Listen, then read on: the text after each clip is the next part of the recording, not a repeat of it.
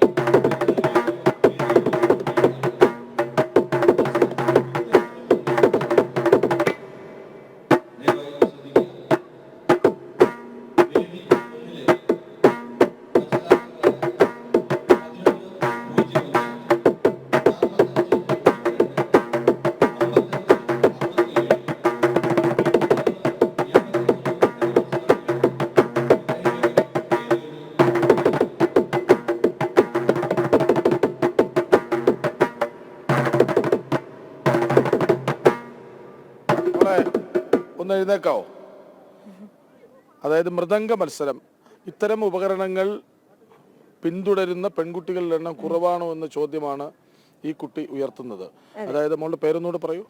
അഞ്ജനാജി. സാധാരണ മൃദംഗമൊക്കെ പരിശീലിക്കുന്നത് അല്ലെങ്കിൽ മൃദംഗ മത്സരങ്ങളിലൊക്കെ വരുന്നത് വീട്ടിൽ ആരെങ്കിലുമൊക്കെ മൃദംഗമോ അങ്ങനെ ഏതെങ്കിലും വാദ്യോപകരണങ്ങൾ ഉപയോഗിക്കുന്നവരുണ്ടാകും എന്നതുകൊണ്ടാണ്. അങ്ങനെയാണോ? എന്തുകൊണ്ടാണ് അങ്ങനെയെങ്കിൽ മോള് മൃദംഗം എന്ന മത്സരം തിരഞ്ഞെടുത്തത്?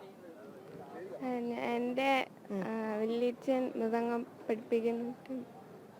വല്യച്ഛൻ മൃദംഗം പഠിപ്പിക്കുന്നു. അതാണ് ഞാൻ നേരത്തെ ചോദിച്ചത്.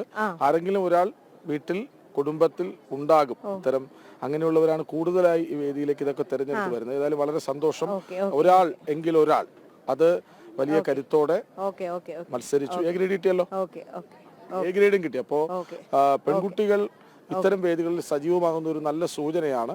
പക്ഷേ അതൊരാൾ മാത്രമായി പോയതിൽ നിരാശയുമുണ്ട്. കൂടുതൽ പേർ മത്സരിച്ച് ജയിച്ച് വരണമായിരുന്നു. പക്ഷേ ഇനിയുള്ള ദിവസങ്ങളിൽ നമ്മുടെ പെൺകുട്ടികൾ കൂടുതൽ കരുത്തായി ഈ ഒരു ഫീൽഡിലേക്ക് വരും. എന്തായാലും ഒരു പെൺപുലി ഇറങ്ങിയല്ലോ, അപ്പൊ ഇനി ബാക്കി പുലികൾ പിന്നാലെ വന്നോളും. എന്തായാലും വളരെയധികം നന്ദി, ആശംസകൾ. ഇനിയും ഒരുപാട് ഉയരത്തിലേക്ക്. ഭയങ്കര ശാന്തശീലയാണെന്ന് തോന്നുന്നു, ഒന്നും മിണ്ടുന്നില്ല, പക്ഷെ കൈകളിൽ ചടുലതയുണ്ട്.